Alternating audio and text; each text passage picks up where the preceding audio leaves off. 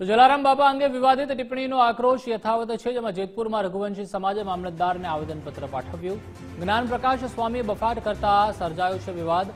રઘુવંશી સમાજના અગ્રણીઓએ 24 કલાકનું અલ્ટિમેટમ આપ્યું। સમગ્ર વિવાદને લઈને સ્વામી વીરપુર આવી માફી માંગે તેવી માંગ ઉઠી છે। હવે અમે જેતપુરથી અને જેતપુર અને વીરપુરના સમગ્ર સનાતનીઓ, સમગ્ર રઘુવંશીઓ અહીંયા એકઠા થયા છીએ મામલતદાર સાહેબની ઓફિસે। અને અત્યારે ફરીવાર એમને હજુ એક મોકો આપીએ છીએ, કેમ કે જલારામ બાપાએ એટલું જ શીખવ્યું છે કે હંમેશા આપણો હાથ ઉપર રાખવો, ક્યારેય માગવા માટે હાથ લાંબો કરવો નહીં।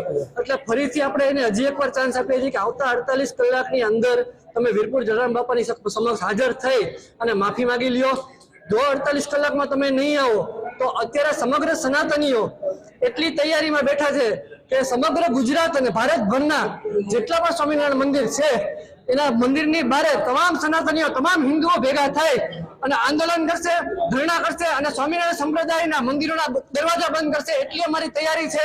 આજે જેતપુર રઘુવંશી સમાજ તથા અન્ય જે જલારામ ભક્તો છે કે જેને આસ્થા છે જલારામ બાપા પ્રત્યે, એ બધા અમે અહીંયા મામલતદાર કચેરીએ આવેદનપત્ર આપવા આવ્યા છીએ। અને અમારી માંગ એક જ છે કે જે જ્ઞાન પ્રકાશ સ્વામી જે અવડર પોતાની રીતે વ્યાસપીઠ ઉપર બેસી અને જલારામ બાપા વિશે જે પોતે વાણી ઉછારી છે અને એને બદલે એ પોતે માફી માંગવા આવે અને જે કંઈ બોલ્યા ક્યાં આધારે બોલ્યા એ સાહિત્ય લઈને પોતે આવે। એ ઘણી બધી કોન્ફરન્સ યોજાયેલી હતી અને 48 કલાકનું અલ્ટિમેટમ આપવામાં આવેલું, છતાં પણ સ્વામી જાણે કે મેં ભૂલ ન કરી હોય એવું પોતાને એક ઘમંડ હોય। તો આજે રઘુવંશી સમાજ જેતપુર અહીંયા એકઠો થયો છે અને સ્વામીને અલ્ટિમેટમ આપીએ કે તમે વીરપુર જલારામ બાપાની સમક્ષ દંડવત કરી અને માફી માંગો અને જે આધારે તમે બોલ્યા છો સાહિત્યના આધારે એ સાહિત્ય તમે અહીંયા રજૂ કરો, નહીં તો આવતા દિવસોમાં અમે ઉગ્ર આંદોલન કરીશું।